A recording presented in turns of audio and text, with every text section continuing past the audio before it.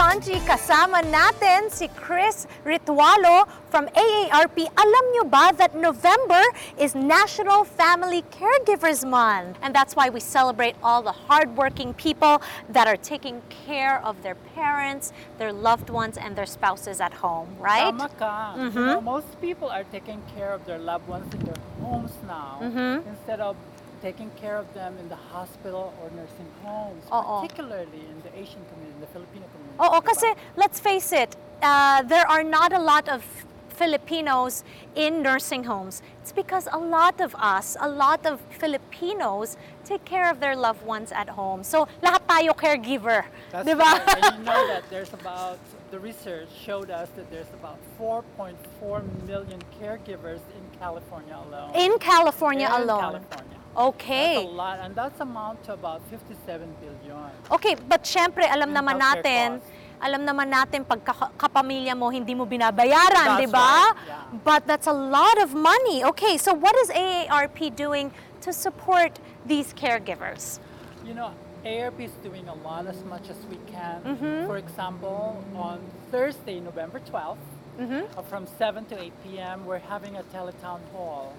Okay. Which is, telethon hall is like a radio show. Okay. Where people can call in and talk to experts about caregiving. Okay, And ang tanong una, magkano ba yan? libre yan. Ay, gusto natin yan! That's right, girl. All right. We like it when it's free. Okay, and how can they join? You can just go into www.aarp.org/Los Angeles for more information. All right, there you go. Go to the website www.aarp.org/Los Angeles. I know you mentioned this hospital and family caregivers law. Ano ba yun? The law supports the caregivers when their loved ones get discharged from the hospital. Okay, so kunwari yung lola or lolo pumunta sa ospital tapos paalis na siya ng ospital, this is when the hospital will give you information. Information para hindi na sila bumalik. Okay, so kung talagang Si lolo or lola, mahina na talaga, bibigyan ka ng information. Okay, so make sure to ask your hospitals about this when your loved ones get discharged. para hindi na bumalik. You mentioned itong iHeart Caregivers effort. Ano ba yung iHeart Caregivers effort? iHeart Caregivers is our AARP effort Okay. to gather information from all the caregivers Oo. and to give us stories about caregiving in their life. Okay. Different languages, of course. Okay, so this is great. All you have to do is go to aarp.org/iHeartCaregivers, okay? And then you can leave your story. And like Chris mentioned, You can leave it in Tagalog, Bisaya, Ilocano, Kapampangan. and of course English. All right, all languages, lahat po That's ng right. lengguwahe ng Pilipino. I-share nyo naman yung story nyo bilang caregiver because it's a very hard job that you do. It's so selfless. We want to celebrate your stories and everything that you do for your loved ones. So please share your story on the AARP website. All right, we celebrate you this month because, as we know, it's the Caregivers Month in November. So maraming salamat for all that you do. And Chris, salamat muli. Thank you. All right, thank you very much. Let's watch this.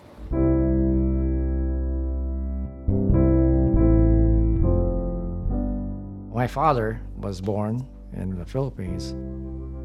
Strict disciplinarian. We were not allowed to talk back or reason with him. There was no conversation inside the house. And so we thought at that time that because he was so strict, so regimented, so regulated, that we thought he didn't love us. Like all those who fought during World War II, being part of this greatest generation, he was not one to actually disclose those things, all those horrors of war. Tony Taguba's father was one of many brave Filipinos who fought behind Japanese lines. 4 months before he died, it's almost like a confessional, because I kept asking him, what did you do? What happened to you? Then he said that he had fought as a guerrilla. Over 70 years, he kept it to himself. Like father, the son chose a military career. Tony retired from the Army as a major general. By then, the father was the child. Dementia was just kicking in really bad. He was very combative, he was very argumentative. He'd wake up, he would take his clothes off, walk around naked. My parents lived in Hawaii, and we were spread from Arizona to Texas to Mobile, Alabama, and Virginia, which creates a lot of tension. Personally, amongst my siblings, with spouses, because now you have to worry about how much longer will the care take, what's going to happen to our jobs because we can only take so much leave time, what's the impact on our children. There's a huge amount of tension. I mean, there are some downright arguments. My opinion will always have guilt.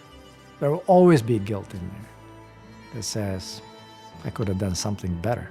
I didn't know about this, or I should have, I would have, could have. Thinking that as a military guy, I would at least gotten to my family and said, hey, let's start planning here. But we didn't do that. We just basically said, oh my gosh, what are we going to do now?